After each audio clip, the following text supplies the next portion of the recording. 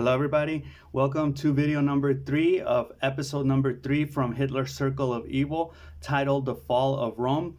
And let me just start off by saying that this episode, I had mixed emotions during this episode because I know I have been saying that maybe the historians, especially one of them, is a little bit harsh and critical of the Nazis' henchmen and basically not really Hitler, but the henchmen, because the series does deal with the people that Hitler was surrounded with.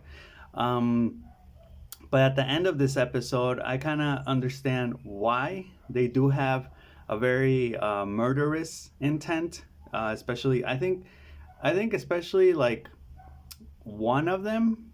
I'm talking about maybe Goering or maybe Himmler. I don't know, or maybe both of them.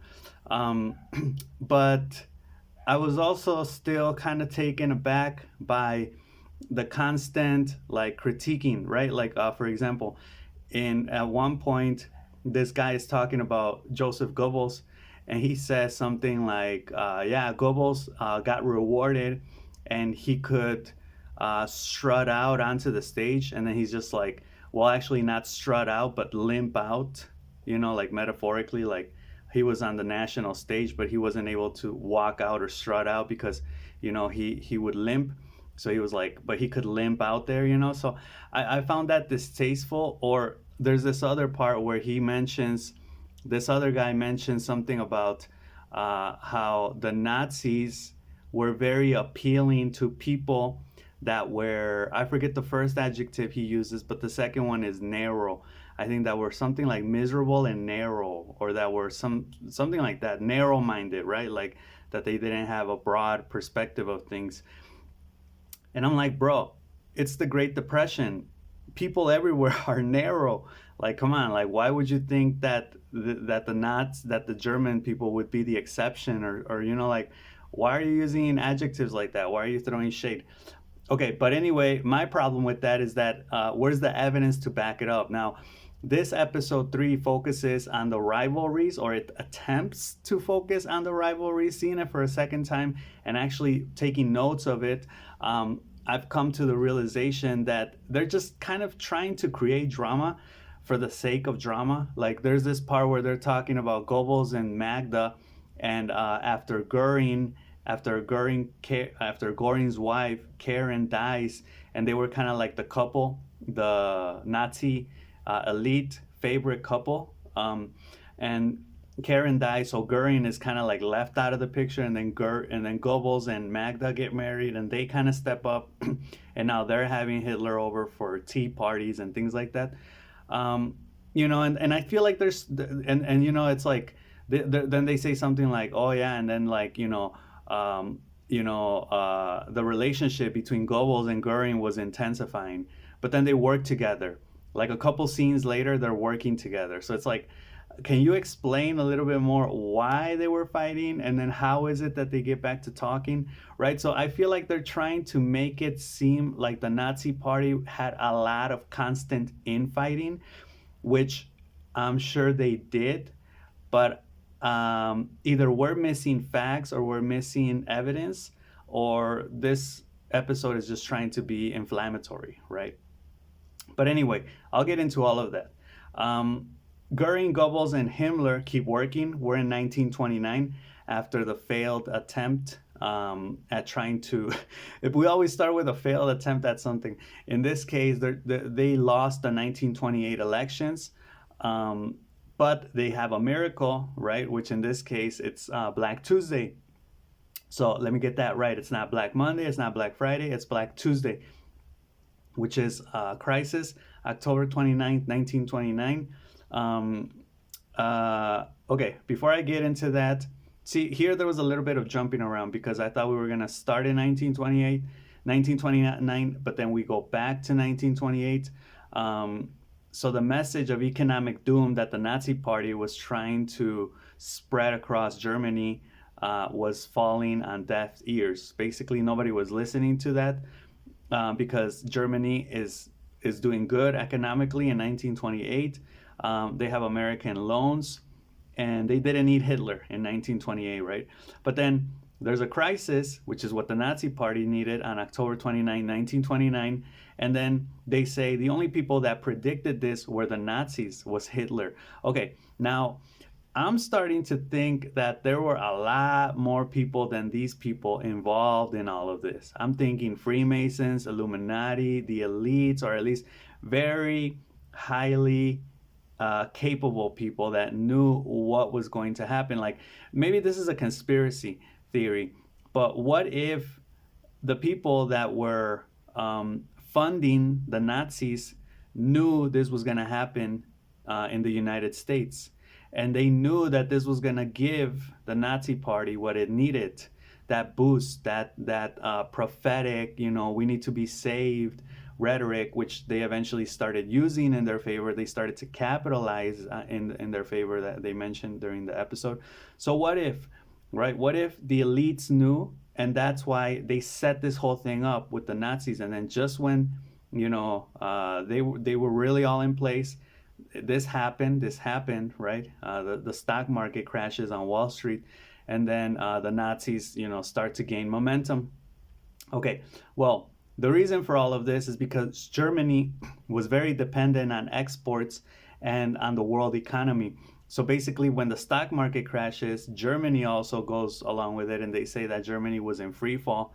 And then, like I was looking this up yesterday, there were a lot of elections during this time, so it was literally political turmoil. I don't really know the specifics on the political landscape of Germany between like 1928 and 1933, but it must have been like super chaotic, because there were, like, if you look up on Wikipedia, there were like 5 or 6 elections during those just like 5 years. So in 1930 they have another national election, and in this case the Nazi Party still doesn't get to power, but Himmler and Goebbels, they start working on propaganda like intensely, right, for this election.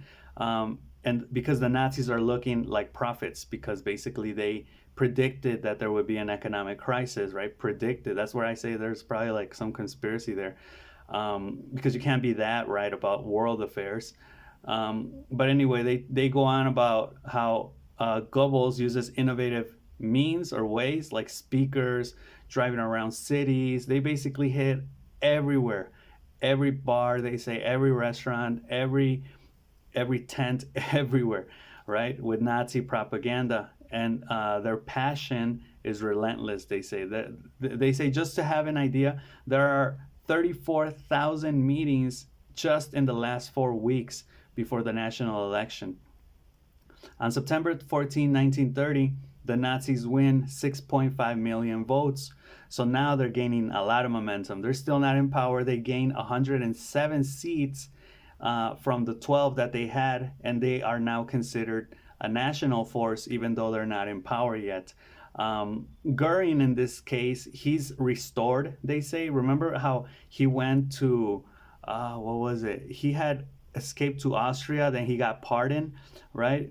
And then he got a frosty welcome, which was never really explained in episode 2. Like, what do you mean frosty welcome? But then all of a sudden he's like hanging out with the socialites. He's being a socialite, right? And he's able to use the Nazi promise for support. So he's able to get like those people, those power brokers, the establishment, they call it in this episode, the people that run the country, the people with the power and the money, right? In Germany, he's able to get them to support his cause, the Nazi cause, right? Because he's the one with the connections in this case. Everyone has like a role, no? And Goering's role is Air Force, military, yes, but also dealing with the socialites, right? With the rich and powerful people. Okay, so, but they say the SA brown shirts, the thugs, the SA is different from the SS. The SS is Himmler's elite force. The SA is Röhm's, the one that after Röhm flees to Bolivia, they call it exile. He basically does that to himself. Nobody kicked him out. He just leaves after he resigns, after him and Hitler don't see eye to eye last episode. He leaves to Bolivia, and the SA brown shirts are basically just thugs. They even go as far as fighting their own Nazi members. So these guys are just like mayhem. They're just crazy. Goering may fix this problem, but Himmler sees an opportunity here, which is basically because there's a competition. Himmler is in charge of the SS, and there's like a competition between the SS and the SA, right?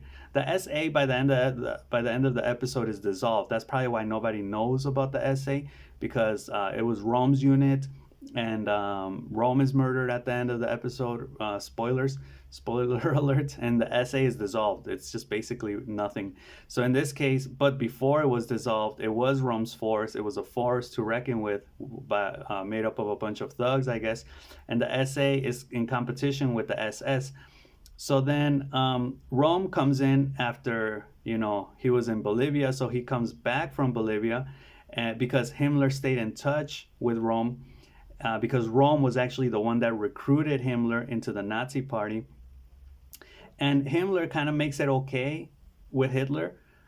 He's like, hey, can Rome come back into the inner circle? Can he come back and work with us? And Hitler, I guess, was just kind of cool with everything. He was just like, whatever, like, you guys do your thing. And he comes back. So then I'm not really sure why Himmler makes this decision, because I think this is the beginning of Rome's fall. Himmler already knew how Rome was, or maybe he was naive because he was young, but he had left because he was at odds with Hitler. At the end of the episode, they basically all turn against him and work to turn Hitler against him, and for Hitler to basically give the green light to murder him.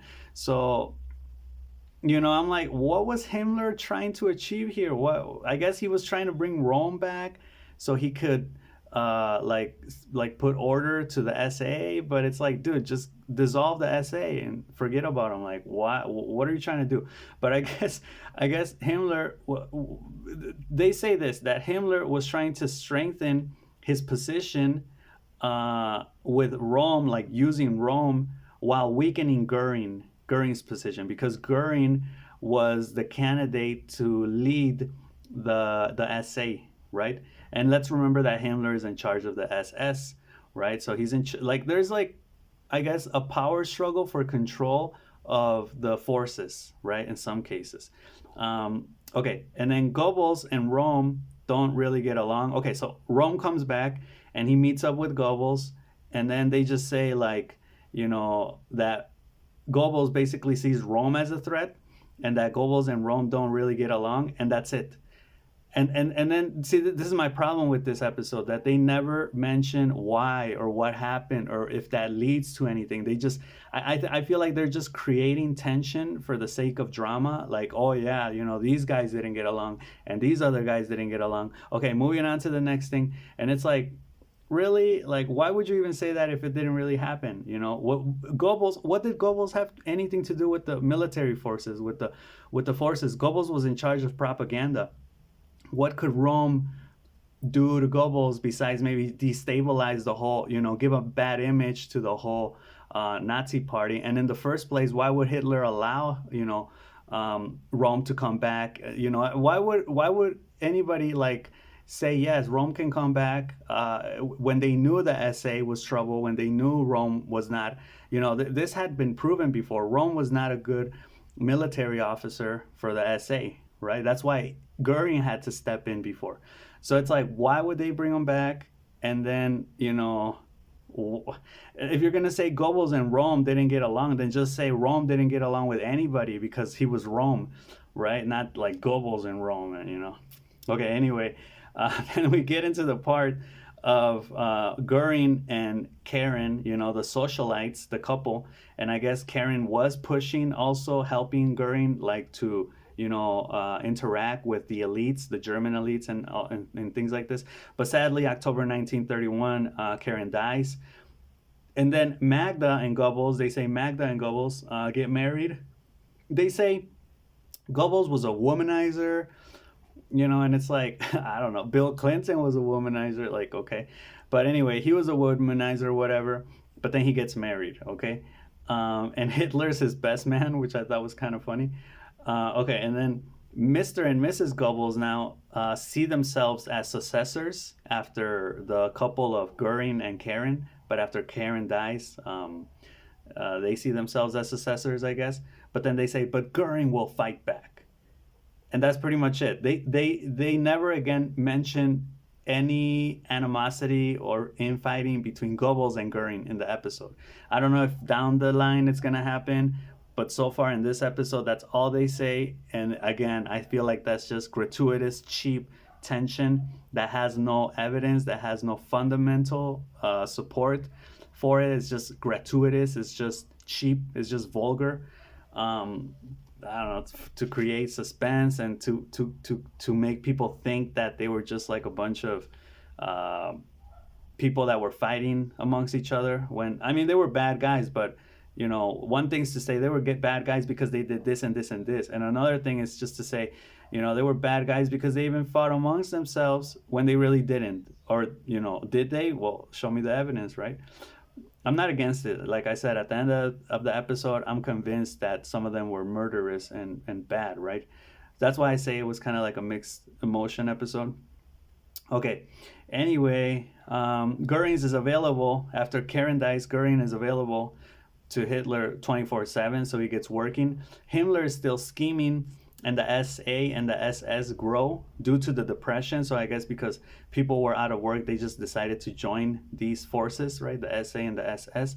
And I also found it interesting how they say electioneering. They use the verb election, like they were electioneering, or they electioneered, in order to get more votes or something like that. I was like, what's electioneering? And then I looked it up, and it's campaigning. So I was like, what is there, like a, what do they call it, like a despicable, no, there's like a, do they use this term to sound like, negative? Like it was like they weren't campaigning, because campaigning is what real politicians do. They were just a bunch of heroes and misfits, and they were just electioneering, right? Does it have a bad connotation? Let me know in the comments. I'm not sure.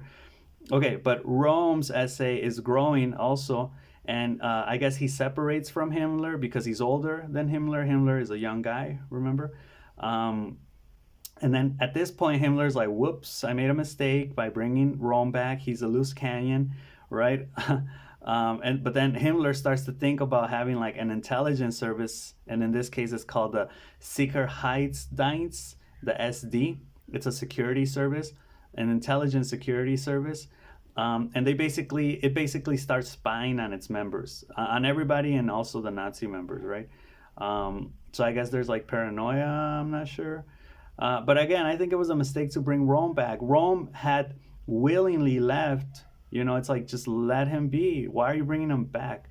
Right? And Röhm was a Sagittarius, so he was just like a happy-go-lucky guy. At the end of the episode, they say that he was murdered, not so much because I don't think he thought that they would turn on him and kill him, right? I think they say he was so naive, he was just so happy with it that, that he was like, yeah, Hitler, I'm gonna get you into power, I'm gonna do it by force. That was his ideology. And when he didn't see eye to eye with Hitler on that, he left. So it's like, just, do you think that the time in Bolivia made him change, or why did you bring him back, Himmler, right? Okay, so June 1931, Himmler is looking for someone to lead the intelligence service, and this is where Reinhard Heydrich comes in. Reinhard Heydrich, I think, is the guy that that inspired Marvel's Captain America villain, right? Hydra or something like that. I know there's some correlation between the Nazis and the Captain America fighting like the Nazis in the movies. But anyway, Heydrich has a military background, but then they start getting into the fact that he had like two women. He was basically found out he was gonna marry two women or something like that. He gets kicked out because he messes with the with the woman's powerful father. All right, one of the women had a powerful father, and I guess he gets kicked out. And then they say, yeah, Heydrich wasn't really that good at anything. He just uses spy novels and thrillers to sort of convince Himmler that he's the man for the job. But then they say that he learns on the job. So, I think this is like an attempt of the historians to discredit Heydrich. I don't know how good Heydrich was. I know that he was a bad guy, but I don't know if he had any skills. But they're just like, yeah, he didn't because he just uses spy novels that he read when he was a kid as a way to convince Himmler that he's the man for the job. So I guess he had no experience. But anyway, he gets hired to spy on everybody and Nazi members as well. Okay, so now we're in 1932. By 1932, the Nazis are the single largest party in parliament, but there's a coalition conspiring against them to deny them power, basically. And at this point, 30% of the workforce is unemployed. And in November of 1932, they have yet another election, right? They have a bunch of elections at this point. I also felt like this was the attempt of the Nazi party to like get in power, right? Like let's just have another election and campaign harder until we get voted democratically. And even after they got voted in, I think they still had elections, but obviously those elections were super rigged because the Nazi party had like a 99% approval at one point. So it's just like, come on, like nobody has that, no matter how cool or awesome you are, there's always people that don't like you. Even just for the mere fact that you're good, there's going to be people that are going to be against you. So it's not going to be 1%, right? Come on. But anyway, so that's another election. Goebbels, no. Oh, yeah. And then Goebbels starts campaigning hard again, Goebbels with his propagandistic ideas and marketing. There's a thing called Hitler over Germany, where Hitler basically flies on a plane above a city and then he lands in the city as like an evangelic angel, they say. Yeah, like he's an angel. So, they say Goebbels makes Hitler look modern. So it's like, do you want the old things or do you want the new progress, the change? The same rhetoric politicians have always used to get voted into power, right? Like, we're going to make things better. Like, look at this. He's modern, right? Yeah, modern and legit. But they don't win against the communists. So again, my fascination with this is like, what the hell were the communists doing at this point? And this is a very right versus left wing thing that starts happening in Germany at this point, because the communists have a lot of power, just like the Nazis at this point, and they say they're in a stalemate, right? So they're basically like fighting each other at this point. And the communist is left-wing Marxist ideology. The Nazi party, even though it has the socialist bent to it, is this is also the thing with names, right? Like the Democratic Republic of North Korea. It's not democratic. Like people like parties and political forces just put up whatever word they want, right? And then they just do whatever they want anyway, right? So yeah, like the Nazis claiming they were the Workers' Party, anything that has to do with Workers' Party or socialist. I know socialist is not communism or Marxism, but it's more on the left than on the right, right? I mean, I know nobody's gonna come out. Maybe only Benito Mussolini or someone like a dictator, like a flat out dictator may come out and just be like, yeah, I'm just a dictator, right? But that's not going to appeal to the masses unless you're in an emergency. Okay, anyway, they're fighting the communists, and at this point the Nazis realize they need the support of the establishment, so the people in power, right? In this case, President Field Marshal Hindenburg, the guy that pardoned Goering and many others. So he distrusts Hitler, right? And then, but Goering is the president of the Reichstag. Reichstag, I think, is like the White House of Germany at that point. It later gets burned in 1932 and 1933. So basically, here it's also like a major what moment for me, what the F moment, because Goering ends up convincing, out of nowhere, he ends up convincing Hindenburg to trust Hitler. And Hindenburg is just like, well, okay, I trust you, so I'll trust him, right? And I'm just like, whoa. Like, there's a lot more explaining you need to do there, because you can't just, it's not like Hindenburg, the president of Germany in 1932, was just by himself or that naive to just be like, oh yeah, Hitler, I'll trust you because Goering told me to trust you. It's like, what?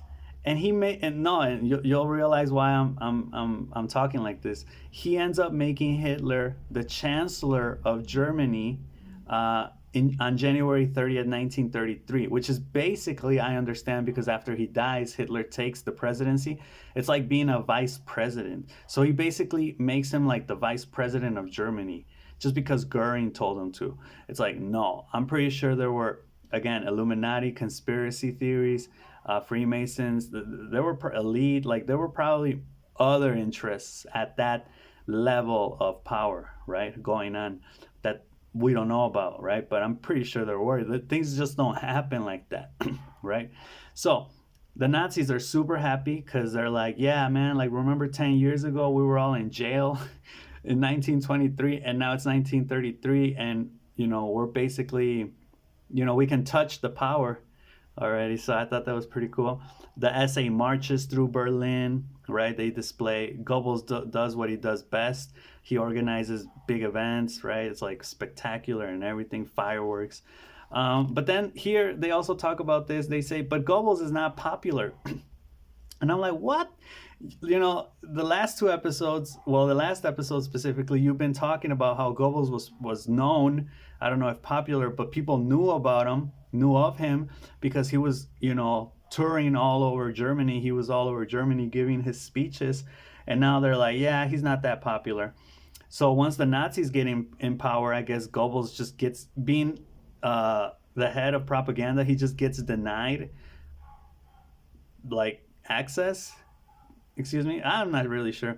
But then they say that Goebbels realizes he isn't going to basically have like any power. And I guess they say he gets depressed. And then Goering gets rewarded as Minister of the Interior of Prussia, which is basically Home Secretary, this narrator says. Prussia is Germany's largest state. So this is where it gets a little bit weird between Goering and Himmler, because Himmler is in charge of, like, they eventually make him like the national chief or leader of the police force of the country, national. But except for Prussia. Prussia is Goering's, right? And I'm not really sure why Hitler does that. Yeah, the secret police, the secret state police develops here as the Gestapo, and the Gestapo is actually Goering. Goering is the one who makes the Gestapo, which turns into, they say it's basically, it's Goering in Prussia, and it's force with intelligence, but also like physical power. So it has both like the capability, like it can basically do anything, right? It can gather intelligence, gather knowledge, but also like arrest you or pound you or kill you or whatever, right? That's the Gestapo. And they attack the communists. So here's like all out war with the communists, all wore out. All worn out. No, they attack the communists, and at this point, Goering seizes Prussia basically, and then they say, but Goebbels is jealous, and I'm like, what? What do you mean Goebbels is jealous? Like, can you back that up? And Himmler thinks he's in charge of intelligence and military, but Goering's and the Gestapo have. So they say that like Goering is basically ready to fight any of the Nazi members because he's collected all this intelligence along with the Gestapo on Nazi members. So like if at any point they turn against him, he can just go to Hitler and be like, look, these guys have been doing this and this and this since blah, blah, blah, right? And that's how he's going to defend himself. So they try to say that there's like tension in the inner circle at this point, because the Nazis are so far up into power that everyone's just like money hungry for power, even though I feel like there's a clear division of who does what. Like Goebbels is in charge of propaganda and marketing. Goering is in charge of Prussia at this point, the Air Force and the connections with the socialites. Himmler is in charge of the SS, right? Röhm of the SA. Rudolf Hess hasn't been mentioned, but they show images of him. They show video of him, like just being there. He's in charge of he's like the administrator, like the human resources guy, I guess. He's in charge of all the day-to-day operations and activities. and he's like Hitler's second, he's like Hitler's right hand man. So, basically, like, if I'm guessing, if you had the okay from Rudolf Hess, you probably had the okay from Hitler, right? So when they try to say, like, yeah, there was all this infighting for power and stuff like that, I'm kind of like, but how? Like, how is that possible if, like, everyone has their role to play? But anyway, okay. I'm not saying they weren't bad guys. I'm just saying, like, I don't think there was as much infighting as they say there was. Maybe down the line there will be, and they're just setting us up in this episode. Um, okay, so anyway, there's phone tapping going on by Goering. So, he's using the Gestapo. And I found this to be funny. They say he even surprises people by telling them things that they said over the phone, right? So I guess he's like phone tapping, which was a modern technology at that time. And he just like dishes it out, right? Like, oh, how's your, I don't know, let's say someone was like, oh, I had bad diarrhea last night, mom. And then like the next day he's like, oh, hey, how are you, James? So how's that diarrhea? And James is like, whoa, how did you know about that, right? Found that to be funny. Okay, so anyway, the Nazi Party have few cabinet posts at this point, so they are in power, but they still need the cabinet, right? Like, they need all these other things that go along with politics, right? So it's not just about the popular or the image, like, I'm in power, but there's a lot of other things they still need to cover, like the cabinet posts. So another election is called, right? And I found this to be funny too, because I looked this up and I was like, there were a lot of elections during this point. And then as I saw the episode, it was like another election and another election, another one, right? And yeah, at this point, they attack the communists both narratively and physically, right? And they basically chant like an attack on communism, right? Like, and the funny thing here too is that communist doesn't give in. Like, they're trying to provoke the communists, and the communists are just ignoring them, like, whatever, they're just doing their thing. So February 27th, 1933, Goebbels, Magda, and Hitler, along with other people of the Nazi Party, are informed that the Reichstag is burnt, or was burning, right? They say that, okay, so I think the official thing here is that the communists did it, but there's a conspiracy that the Nazi Party did it so they could blame the communists, so they would have like a bigger reason for the cause to hate the communists, right? But they say that Hitler was genuinely like taken aback, like he didn't know, like at least they insinuate that if it was a conspiracy by the Nazi Party, Hitler wasn't in on it, right? Maybe they did it so they could have that, like, another crisis, like the Black Tuesday crisis with October 29th, the stock market crash. So yeah, there's doubt about that. There's like, was it a conspiracy? A communist is arrested, right? And the president signs the Reichstag fire decree, which basically gives the Nazis the power to suppress other groups, like in this case, the communists. So it's funny because now they're saying that the communists are, trying to overthrow the government. They're trying to like organize a revolution, which is what they did, like, 10 years ago. But now, since the Nazis are now in power and they're legit, they don't want that, right? Okay, so anyway, the essay, this part was kind of cool because each one has like their own force.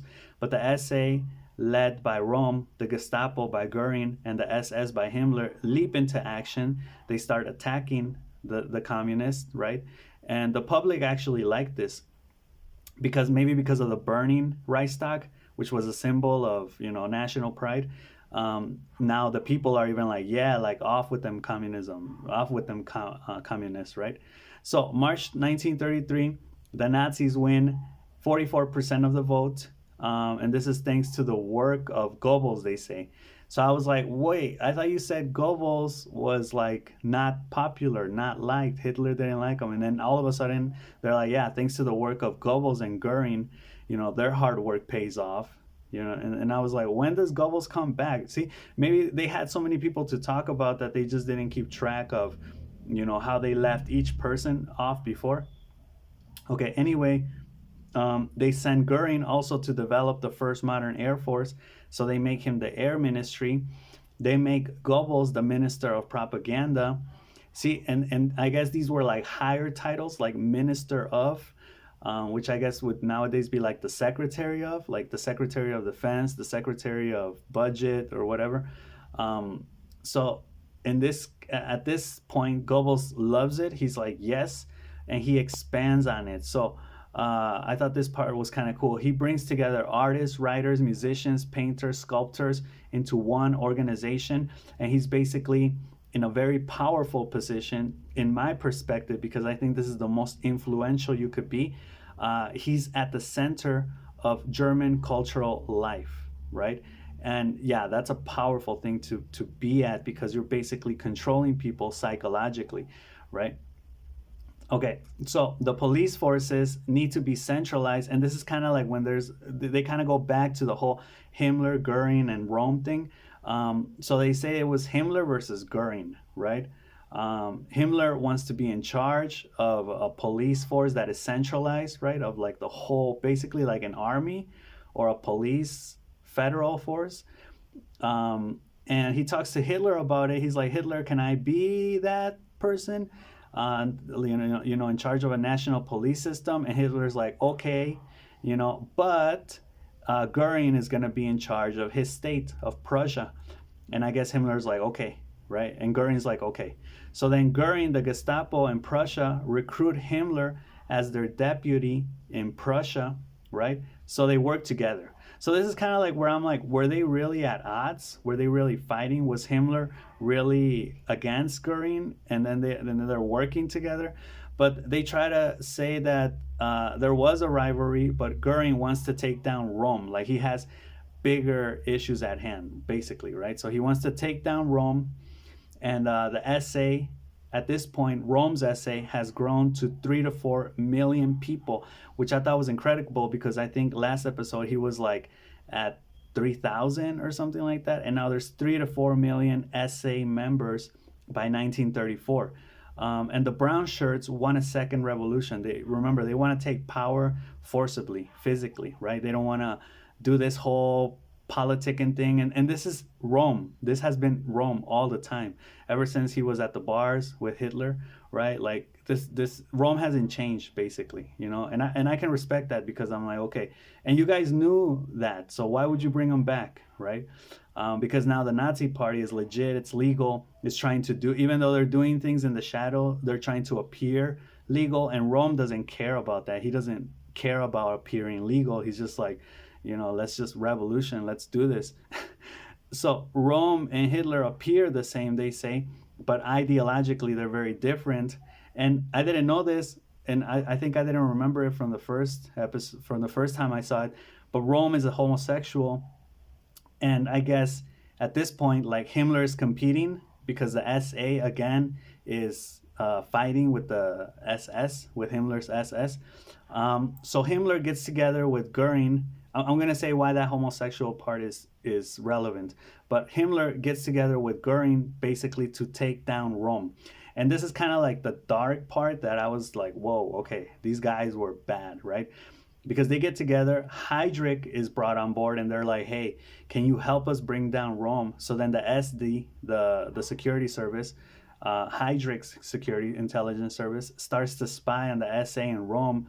And, they come back to Hitler like, hey, look, he's a homosexual. And Hitler's like, yeah, I know. Like, we've been together for so long. I know that. Like, I don't really care. Like, why is that a thing? But Hitler was a homophobic, they say. So then they start to bring information about, like, as the SA and Rome having orgies, right? And how they were corrupting the Nazi youth. Because remember, there was like a Nazi youth in Germany at that time, where it was basically like training the youth, the children, to become Nazis when they grew up. So because of this, Hitler's like, yeah, okay, it's open season on Rome. Like, let's get them. But they say a lot of that is fabricated, right? In June 1934, Hitler orders the SA to go on leave.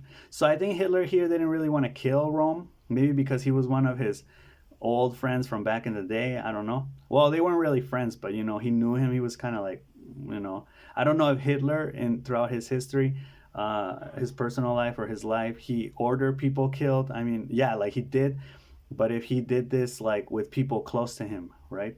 Um, so he orders the SA to go on leave, so they kind of dissolve, right?